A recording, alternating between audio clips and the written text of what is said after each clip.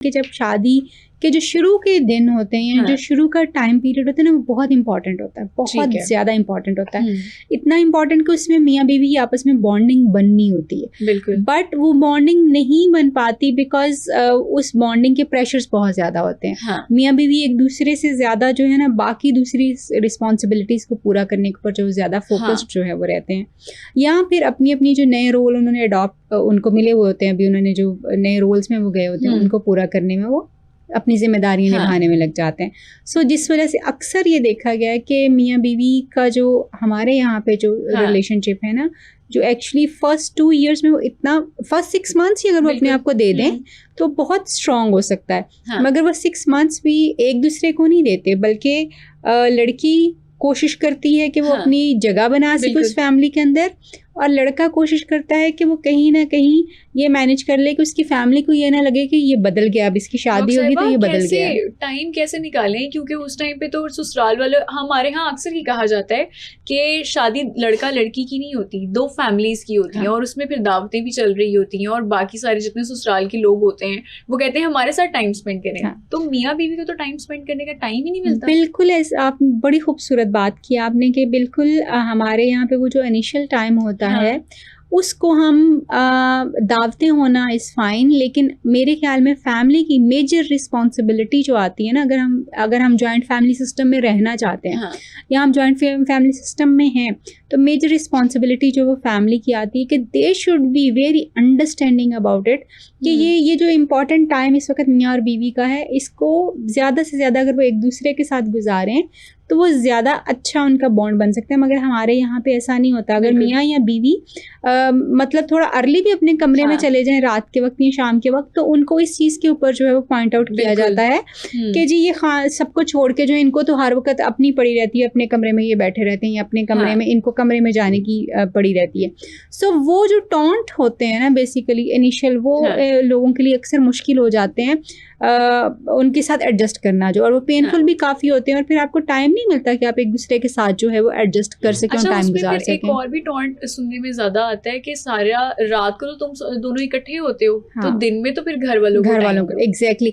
लेकिन ये ऐसा नहीं है। देखें, रात को आप बिल्कुल इकट्ठे होते हैं, मगर रात तक आप इतने डेड टायर्ड होते हैं कि आपका शायद ही एक दूसरे के साथ बात भी कभी होती हो। इवन न्यूली वेड कपल्स मेरे पास जब आते हैं तो वो बताते हैं कि हमारा शादी से पहले तक, इवन मंगनी के टाइम जो होता है वो भी बहुत अच्छा गुजर रहा होता है, लवी डवी फेस सारी चीज़ें एग्जैक्टली। लेकिन उसके बाद चीज़ें जो है बहुत रैपिडली चेंज होती हैं, और इतनी रैपिडली चेंज होती हैं कि दोनों ही एक, आप इसको कह सकते हैं कि वो आफ्टर शॉक जो होता है ना, वो दोनों को हिट करता है कि बेसिकली ये हो क्या रहा है और किस तरह से चीज़ें जो है वो हैं। नॉर्मली आप देखोगे कि आपकी पूरी की पूरी रूटीन जो है वो बदल जाती है, आदमी और औरत दोनों की। हम सिर्फ औरत की बात नहीं कर सकते, आदमी के भी बहुत सारी रिस्पॉन्सिबिलिटीज़ और रोल्स जो उसके चेंज हो जाते हैं, और उसके ऊपर भी प्रेशर्स बहुत ज़्यादा बिल्ड होना शुरू हो जाते हैं। सो जैसे आम तौर पे आप अपने अम्मा अब्बा के घर होते हैं तो आपको ये फिक्र नहीं होती कि जी आपने उठ के बाकी सबके लिए कुछ बनाना है, या आपने अपने शौहर के लिए भी कुछ बनाना है। लेकिन जब आप अपनी शादी ऑफकोर्स आपकी हो जाती है, तो फिर आपकी सबसे प्राइमरी रिस्पॉन्सिबिलिटी आपका शौहर होता है, फिर ऑफकोर्स उसकी फैमिली भी उसी तरह से होती है। आपका नींद बहुत ज़्यादा डिस्टर्ब होना शुरू हो जाता है आपका, क्योंकि आपने सोचा, आपको लगता ही है कि जब आप शादी करके उस घर के अंदर आएंगे तो everybody would be so welcoming. ऐसा होता नहीं है। Everybody is not welcoming, they are more of के वो जजिंग ज्यादा होते हैं, जज ज्यादा करते हैं, स्क्रूटनी ज्यादा कर रहे होते हैं, बहुत ज्यादा बढ़ जाती है बहुत ज्यादा ससुराल वालों की कि ये हमारा ख्याल रखे, या फिर ये खाना बनाए, और ये हस्बैंड की तरफ से भी आता है, सास का ख्याल रखे। बिल्कुल ऐसा ही, और ये शोहर की तरफ से आता है। मोस्टली जो चीज़ें हैं वो शोहर की तरफ से आ रही होती हैं, वो रीइंफोर्स कर रहा होता है कि बेसिकली तुमने मेरे घर वालों के साथ कैसे टाइम गुजारना है, मेरी अम्मा के साथ कैसे बैठना है, मेरे बहनों के साथ तुमने कैसे टाइम गुजारना है। सो बहुत सारी ऐसी रिस्पॉन्सिबिलिटी जो अब मियाँ की होती हैं शादी से पहले तक की, मसलन जैसे फैमिली को बाहर लेके जाना, खाने पे ले जाना, वो बहुत सारे टाइम पे फिर वो शिफ्ट हो जाती हैं टुवर्ड्स दैट गर्ल, जो कि नई जो है वो लड़की आई होती है। और लड़कियाँ खुशी खुशी समटाइम्स अडॉप्ट कर भी लेती हैं, और उन रिस्पॉन्सिबिलिटीज़ को समटाइम्स वो नहीं भी कर पाती, क्योंकि उनकी चीज़ें डिफरेंट होती हैं। फिर यूजुअली होता ये है कि क्योंकि रिस्पॉन्सिबिलिटी का शिफ्ट बहुत ज़्यादा आता है, बिल्कुल वो शिफ्ट जो है ना वो बेसिकली आपको ओवरवेल्म कर देता है, इसलिए कि आपको नहीं पता कि आपकी कौन सी बात किसको किस वक्त बुरी लग जाएगी। डॉक्टर साहिबा, ये आपने रिस्पॉन्सिबिलिटी की बात की है, यहाँ पर एक और भी पॉइंट मैं रेज करूंगी। उसमें ये होता है कि क्लोज डोर में तो बहुत ज़्यादा इंटीमेसी भी होती है, अंडरस्टैंडिंग भी होती है, केमिस्ट्री भी अच्छी होती है, कम्युनिकेशन भी समहाउ होती है। लेकिन जैसे ही ससुराल वालों के या सबके साथ बैठे होते हैं मियाँ बीवी, तो उसमें जो हस्बैंड होता है वो साइलेंट ट्रीटमेंट देना शुरू कर देता है बीवी बिल्कुल को। बिल्कुल, तो क्योंकि ये उसको आउटसाइडर फील करवाया जाता है। ये बिल्कुल ऐसा होता है। और आप ये देखेंगे कि बहुत सारे आदमी जो है इवन अपनी बीवियों को अपनी फैमिली के सामने अब्यूज भी करेंगे, उनको बुरा भला भी कहेंगे, उनको गलत भी कहेंगे, उनको टोकेंगे भी, बहुत सारी ऐसी चीज़ें। और इवन कई दफ़ा तो लड़के जो हैं, हस्बैंड जो होते हैं, वो अपनी अम्मा के कहने के ऊपर अपनी बीवी को 2-3 सुना भी देंगे और यानी लड़ाई भी हो जाएगी, बहुत कुछ जो है वो होता है। ऑफ कोर्स उसमें आदमी जो है वो यूजुअली उसके ऊपर ये प्रेशर, सिर्फ उसको ये प्रेशर होता है कि जी मुझे ये ना सुनने को मिल जाए कि जी ये तो बदल गया है, ये शादी के बाद उस तरह से हमारा बेटा ही नहीं रहा, या ये बीवी के नीचे लग गया, जो आमतौर पर रन मुरीद वाली एक हमारे यहाँ पे टर्म बड़ी कॉमन है, बहू जो है वो बेटा, हाँ इसने तो उसको अपने पीछे लगा लिया बहू ने। तो ये वाली चीज़ें जो थी ना, आदमी एक्चुअली अपनी इस डिग्निटी को मेंटेन रखने के लिए नॉर्मली और अपने माँ बाप को ये बताने के लिए कि मैं इस औरत के कंट्रोल में नहीं हूँ, तो वो अपना बिहेवियर इस तरह का शो करेंगे कि जहाँ पे जो है उनको ये लग रहा हो, क्लैरिटी से उनको लगे कि जी ये तो अपनी बीवी की सुनता भी नहीं है, उनकी कोई बात भी नहीं करता, और ये उसने देखा इसने सही रखा हो इसकी अपनी जगह के ऊपर। और ये बाकायदा तौर पे बहुत सारे टाइम पे इवन घरों में ये बातें भाइयों को और बेटों को कही भी जाती हैं, बीवी आ गई है उसके पीछे पीछे ना चलते रहना, हमें ना भूल जाना, ये चीज़ें, ये बहुत सारी चीज़ें आदमी को सुनना पड़ती हैं। और अनफॉर्चुनेटली वो आदमी जो कि बेसिकली जिनको इन चीज़ों की समझ नहीं आ रही होती है, जिनको ये नहीं पता चलता कि वो जो खातून आप अपने घर लेके आए हैं वो सबसे पहले आपकी जिम्मेदारी है, और उसकी इमोशनल, साइकोलॉजिकल, फिजिकल और सोशल जो उसकी प्रोटेक्शन है वो उसकी आपकी जिम्मेदारी है। अगर वो आपके घर में इमोशनली अब्यूज हो रही है, ओवरली अगर वो वर्क कर रही है, या वो मतलब उसके साथ कोई भी ज्यादती हो रही है, तो you need to protect her. Actually हम ये समझते हैं जैसे अल्लाह ताला ने आदमियों को एक रुतबा दिया, वो है प्रोटेक्टर का, तो उसने प्रोटेक्शन देनी। वो प्रोटेक्शन दुनिया वालों से नहीं होती एक्चुअली, वो प्रोटेक्शन उन्हीं लोगों और रवैयों से होती है जिनसे हम हर्ट होते हैं, जहाँ पे उनको स्टैंड करने की जरूरत होती।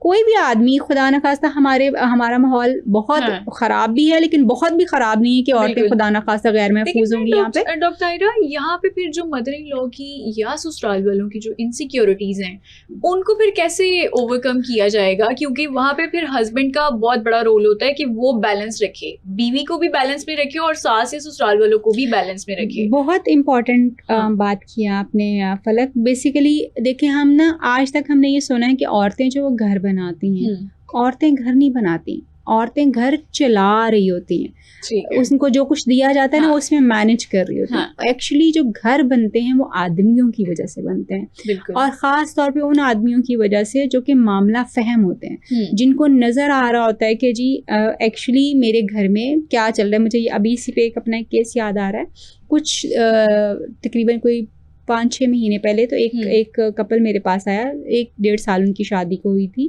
और एक बच्चा था उनका। तो उन्होंने बताया कि जी लड़का, मुझे बड़ा अच्छा उस लड़के का स्टैंस लगा। उसने उसकी जो अम्मा थी वो बहुत ज़्यादा टॉक्सिक थी, तो वो अपनी बहू को बहुत ज़्यादा टॉर्चर करती थी, बातें सुनाती थी, सारा कुछ करती थी, एक्सप्लॉयटेशन हर तरह की जो हो रही होती थी। तो उसने अपने हस्बैंड को बताया, वो खुद नहीं उसने अपनी सास के साथ कोई बदतमीजी की या उसको कॉन्फ्रंट नहीं किया, उसने खुद उसने अपने हस्बैंड को बताया कि बेसिकली जो है ना ये चीज़ जो है वो हो रही। अब वो हस्बैंड क्योंकि अपनी अम्मा को समझता था, उसको पता था कि मेरी अम्मी का ये मसला है, मेरी अम्मी इस तरह की हैं, वो हमारे साथ भी ऐसे करती हैं, इस तरह की। तो वो उसको अंडरस्टैंड करते हुए उसने उसको प्रोटेक्ट कर लिया अपनी बीवी को, और अपनी अम्मी को चीज़ें समझानी, या उसने अपनी बीवी को ये बताना शुरू कर दिया कि तुमने हैंडल कैसे करना है इसको, और इसको एक कान से सुन के दूसरे कान से जो है वो निकालने की कोशिश करो, बिकॉज वो माँ है, मैं उनको कुछ कह नहीं सकता, लेकिन मैं तुम्हारी बात को डिनाई नहीं कर। अब यही कहना बंदे का बहुत ज़्यादा हो जाता है कि एटलीस्ट मेरे हस्बैंड को ये बात पता है कि ये चीज़ जो है वो हो रही। फिर उसने उसका जो सोल्यूशन निकाला, बेसिकली उसने उसको जो है दोनों ने एक ही घर में पोर्शंस में अलग कर दिया कि ये आमना सामना जो है कम से कम हो, और चीज़ें जो है और वो स्मूथ हो गया रिलेशनशिप उनका। डॉक्टर ताहिरा, आप ये भी तो देखिए कि जहाँ पे लड़का अकलौता होता है ना, तो वहाँ पे जिम्मेदारियां भी उसके ऊपर बहुत ज़्यादा होती हैं। बहुत फिर उसको कह दिया जाता है कि जो लड़का है वो माँ के साथ हर बात शेयर करे। माँ की तरफ से एक्सपेक्टेशन आती है कि मेरी उसकी अपने बेटे की हर बात मेरे साथ शेयर हो। हाँ, बीवी की भी बातें मुझे पता चले, बातें भी जो है वो शेयर होनी बिल्कुल चाहिए। क्लोज डोर में जो बातें हो रही है वो ससुराल वालों को या सास को लाजमी पता हो, इकलौते बेटे और वो पूछते भी ऐसे हैं। लोग आते हैं आपके पास? बिल्कुल ऐसे लोग होते हैं, और ऐसी बहुएं आके बताती हैं, जैसी सास जो है उनसे सवाल करती है, या इवन अपने बेटे से। आप ये देखो ना, ये तो सवाल बहुत ही कॉमन है हमारे यहाँ पे कि कुछ हुआ। ये सवाल तो शादी से अगले दिन, दूसरे दिन, तीसरे दिन पूछा जाना शुरू हो जाता है। और अगर सास, फूफो सास, एग्जैक्टली, हालांकि ये इतना इंटीमेट एक चीज है कि अगर कुछ हुआ है या नहीं हुआ, ये हस्बैंड और वाइफ के दरमियान की एक बात है, जिसको मेरे ख्याल में वो चाहें तो शेयर कर लेंगे आपसे, नहीं चाहेंगे तो आपको पूछने की जरूरत नहीं। बट हम यहाँ बड़ा ओपनली लोग जो है उनसे पूछा जाता है कपल्स के साथ, कपल से कि जी कुछ हुआ या नहीं, उसकी पूरी डिटेल स्टोरी जो है वो सुनी जाती है। और औरतों को इवन समटाइम्स उनकी वर्जिनिटी को सब्जेक्ट जो है वो बनाया जाता है और उसके ऊपर डिस्कशंस होती हैं फैमिलीज में। तो ये इस तरह की चीज़ें जो हैं वो होती हैं। बट अनफॉर्चुनेटली जब मैं फिर ये बात कहूँगी कि जहाँ पे आदमी को ये चीज़ समझ आती है, और जब आदमी ये समझ आता है कि उसकी जो बीवी है उसका क्या किरदार जो है वो है, और उसका मुकाम क्या है, तो वो खुद ब खुद इसको प्रोटेक्ट करना शुरू हो जाता है। अक्सर फलक में इम्पॉर्टेंट बात यहाँ पे आपसे शेयर करूँगी कि हमारे यहाँ पे ना मदर और फादर वूंड आपको बहुत ज़्यादा नजर आएगा, लड़के और लड़कियों दोनों में। अक्सर वो फादर जो कि अपने बच्चे के लिए एब्सेंट रहते हैं, वो बच्चा जो है वो उतना ज़्यादा कॉन्फिडेंट भी नहीं होता, उसकी डिसीजन मेकिंग इतनी ज़्यादा अच्छी नहीं होती, डर रहा होता है या एग्जैक्टली। और फिर समटाइम्स अगर जो है ये नहीं मतलब वो बहुत कोल्ड रहा हो तो वो लव के लिए बहुत ज़्यादा, अगर फादर बहुत कोल्ड रहे हैं तो लव के लिए क्रेविंग बहुत ज़्यादा जो है वो होती है कि शायद अगला बंदा आके उसके सारे जख्म सी देगा, सारी चीज़ें जो ये एक्सपेक्टेशंस भी बहुत ज़्यादा होती हैं कि होंगी। इसी तरह से वो मदर्स जो कि एक्चुअली अपने बच्चों से हमेशा बेस्ट बच्चा बनने के लिए एक्सपेक्ट करती हैं और उसको बार बार बताती रहती हैं, तो वो बच्चा अपने माँ बाप को बेस्ट बनने की कोशिश में समटाइम्स अपनी बीवी को भी निगलेक्ट कर जाता है, क्योंकि वो अपने माँ बाप को डिसअपॉइंट नहीं करना चाहता, वो अपने माँ बाप की किताब में बुरा नहीं होना चाहता, बुरा बेटा नहीं बनना चाहता। तो इसलिए वो जो उसके बचपन के मदर एंड फादर वूंड होते हैं, जो कि साइकोलॉजिकल वूंड होते हैं बेसिकली और इमोशनल वूंड होते हैं, उनको पूरा करने के लिए भी हमारे यहाँ के आदमी जो हैं वो शादी के बाद इस तरह के रवैये इख्तियार करते हैं कि जहाँ पे डॉक्टर सायरा माँ बाप ये सॉरी टू कट यू, लेकिन ये वाली चीज़ भी हमने बहुत ज़्यादा देखी है, जब लड़का या जो शौहर होता है वो इतनी रिस्पॉन्सिबिलिटीज़ में फंस जाता है ना, तो उसको गुस्सा आना शुरू हो जाता है, बहुत ज़्यादा एग्रेसिव हो जाता है। उस टाइम पे सास अपनी बहू को कहती है कि तुमने मेरे बेटे को खुश नहीं रखा हुआ। शादी के बाद वो बदल गया है, शादी के बाद वो गुस्सा हो रहा है, शादी के बाद एग्रेशन दिखा रहा है। क्या वजूहात हैं, क्यों गुस्सा आ रहा है? क्या बीवी वाकई उसे खुश नहीं रख रही होती? नहीं, बीवी खुश रख रही होती है, कोशिश पूरी हो रही होती है दोनों की तरफ से। कोई भी इंसान अपना घर इतनी जल्दी खराब नहीं करता फलक, और ना ही कोई चाहता है। शादियां होना आसान बात नहीं है और ना ही शादियों का टूटना आसान है। सो एवरीबडी ट्राइज के रिलेशनशिप, जो मियाँ और बीवी खास तौर पे, वो कोशिश ज़रूर करते हैं कि रिलेशनशिप बन जाए। लेकिन अक्सर जो सास की तरफ से बात आती है वो ये है कि क्योंकि शादी के बाद माँ बाप की तरफ से भी रिस्पॉन्सिबिलिटीज़ बहुत ज़्यादा शिफ्ट होती हैं लड़के के ऊपर, और बीवी की भी रिस्पॉन्सिबिलिटीज़ जो हैं वो होती हैं, एंड देन उसकी अपनी वर्क एक जो रिस्पॉन्सिबिलिटी है या दूसरी चीज़ें जो उसने करनी है वो होती हैं। अब लड़के जो हैं वो देखो इतनी सारी रिस्पॉन्सिबिलिटीज़ तो हमारे अनमैरिड लड़का जो होता है वो तो कभी अपनी अम्मा अब्बा के पास नहीं बैठता, इतना कि पर्टिकुलरली उसने बैठना हो, उनकी बात सुनता है, बात मानता है, सारा कुछ करता है, बहुत इज्जत होती है यहाँ पे हमारे पेरेंट्स की, लेकिन वो पर्टिकुलर टाइम नहीं देता, या वो कोशिश नहीं करता कि ओहो मेरे अम्मा अब्बा के लिए कहीं उनको ये ना लग जाए कि मैं इस वक्त अपनी बीवी के साथ बैठा हूँ और मैं उनको निगलेक्ट कर रहा हूँ। शादी के बाद ये जो एक बर्डन उसके ऊपर आता है वो उसको इस चीज़ के ऊपर बाउंड करता है कि वो जब ऑफिस से घर आए तो वो कम से कम 2 से 4 घंटे अपने अम्मा अब्बा के साथ गुजारे, विच इज़ नॉट बैड। माँ बाप का बड़ा हक होता है कि वो अपने बच्चों के साथ टाइम गुजारें, और बच्चों की जिम्मेदारी भी है कि वो अपने माँ बाप के साथ। कपल थेरेपी के लिए कोई आया है कपल के, उन्होंने कहा हो कि हमें टाइम ही नहीं मिलता अपने लिए, हजारों जो होता है उसमें इंटीमेसी जिसमें चाहिए होती है उसमें भी बहुत ज्यादा। ये तो इतना कॉमन है, इतना कॉमन है कि मेरे ख्याल में इसमें आपको केस स्टडी में जाने की जरूरत नहीं, आप सिर्फ अपने उस पर कॉमेंट दे दीजिएगा, लोग आपको बताएंगे कि कैसे उनकी बेसिकली कि उनको अपने लिए टाइम क्यों नहीं मिल पा रहा होता। हाँ। फिर बीवी क्योंकि शुरू के दिनों में एक्सपेक्ट ये करती है कि क्योंकि हमने तो वो फेरी टेल्स देखी होती हैं, हमने सुना होता है कि बीवी को बड़ा अच्छा ट्रीट किया जाता है, रोजाना हम बाहर जाते हैं, डिनर करते हैं, मिलते हैं, ये वो इस तरह की चीजें। लेकिन इन रियल लाइफ तो ये सब कुछ नहीं होता ना एक्चुअली। तो अब बीवी जो है वो जब उससे एक्सपेक्ट करती है कि यार आप एटलीस्ट मुझे बाहर ले जाएं या मुझे कुछ खिला लाएं, कुछ छोटा मोटा कुछ हो जाए, तो वो हस्बैंड क्योंकि ऑलरेडी इतना ऑक्यूपाइड है, थका हुआ है, या फिर वो सिर्फ अपनी बीवी को अकेले नहीं लेके जा सकता। आपने अक्सर देखा होगा न्यूली वेड कपल्स कभी अकेले बाहर नहीं जा सकते, बिकॉज बहन भाइयों ने भी साथ जाना है, अम्मा बने, मतलब व्हाट इज दिस यार। लेकिन फिर मैं उसी पॉइंट पे आऊंगी कि मामाज बॉय हर बात अपनी बीवी की, अपनी इंटीमेसी लाइफ जो भी है वो सास के साथ, अपनी माँ के साथ वो शेयर कर रहे होते हैं। आपके पास ऐसी कोई केस स्टडी है जो आप शेयर करना चाहें? बिल्कुल ऐसी है। मुझे याद है एक कपल आया and that was like very saddening भी सिचुएशन थी उनकी। तो वो कोई, उनकी शादी को तकरीबन 10 साल हो चुके हुए थे, 10 साल शादी को हो चुके हुए थे।